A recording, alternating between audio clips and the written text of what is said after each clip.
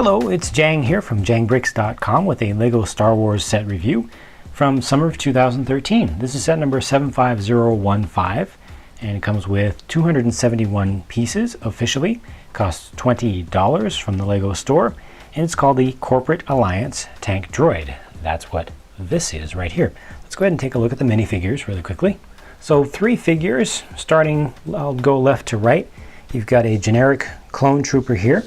And he does have the angry clone look. You can see that this is from the movie series, not from Clone Wars. He's got the long blaster with an extra Technic piece on it to make it into more of a long-range rifle. You can see the print on the back, and I'll go ahead and move on to Jango Fett here.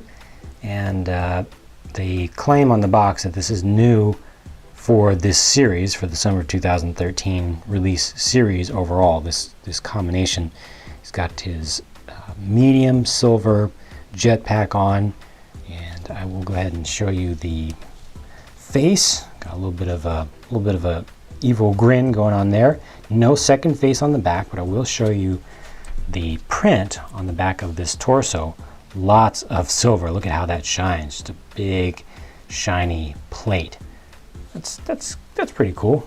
Goes together well. It's Mandalorian armor. It's a pretty good look. I think that's a good Jango Fett. I think that's properly done.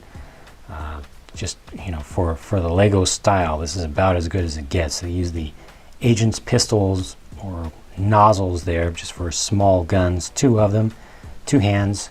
That's a good look. And then your last guy is just a battle droid in the dark orange color, and he does have a 1x2 piece on the back, which they use to call this new. They call it new as a minifigure.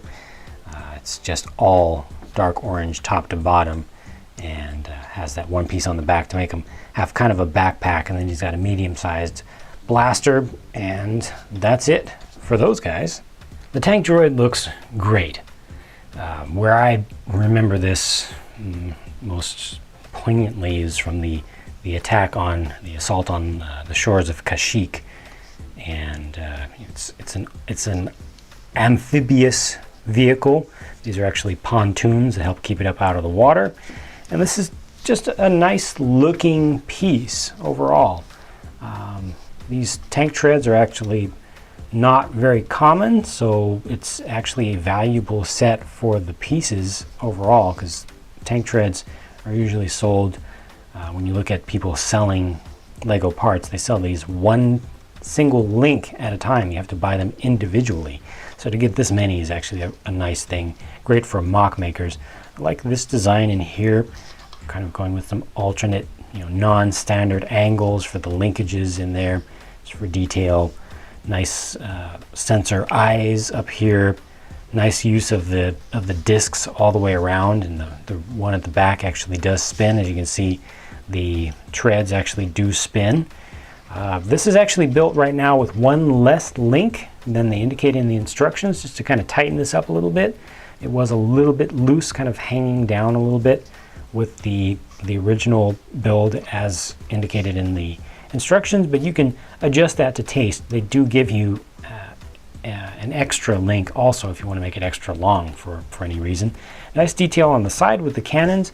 A couple of flip fire missiles are included in there, so you can actually get some shots, and this is pretty sturdy, pretty steady. This whole section here does not rotate. I mean, there's a little bit of flimsiness, just kind of how it looks on camera, because the whole thing is supported just in here. It's just these 2 little thin pieces, but the thing actually does not fall apart easily, so it's decently durable for what it is.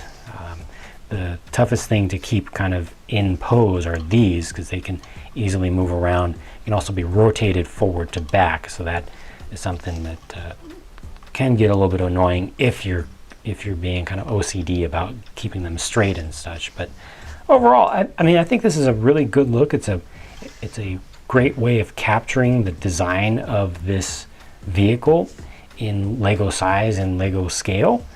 I think it's well done. The only thing that I don't like about this, or can say kind of on the negative side of it, is that it's a relatively obscure vehicle. It's not really key to any spots in the movie series. You know, it's a movie series set, and to put those in and with Jango Fett and a battle droid makes sense. Jango Fett and a single clone trooper for a movie series set. I don't know. It's a little bit obscure. I don't expect this one to sell that much, but there's no. It's not a bad thing, you know. It's just that, you know, for my money, I would probably want to spend it on something that's a little more recognizable, you know, as a Star Wars fan. But the value, I think that it had to cost $20 because of the tank tread. If it was not for the tank tread, if everything looked exactly the way it does now, but it wasn't using those tread pieces, then I would want it to be cheaper than it is, honestly. But I understand the costs and kind of the value there. So objectively, in a value sense, I think it's good. But I really just for kids, for playability, but for folks who are not going to be making mocks out of the pieces that come in all their sets like I do, I would save your money and consider using it on something else. I don't think that this is that great, but it's really up to you. It's a subjective thing. Let me know your thoughts on the set, whether you like it, if you got it, if you thought about getting it and decided against it. You know, share your opinions with the other viewers. It'd be interesting to see what other folks think, not just me. So that's it for now for this one. Thanks so much for watching it, and I've got more reviews to come, certainly. Stuff that I do like, stuff that I don't like, stuff that I'm kind of neutral on, and you can follow all of my updates of everything that I do that's Lego related at jangbricks.com. So I hope to see you there, and I'll talk to you again in the next video.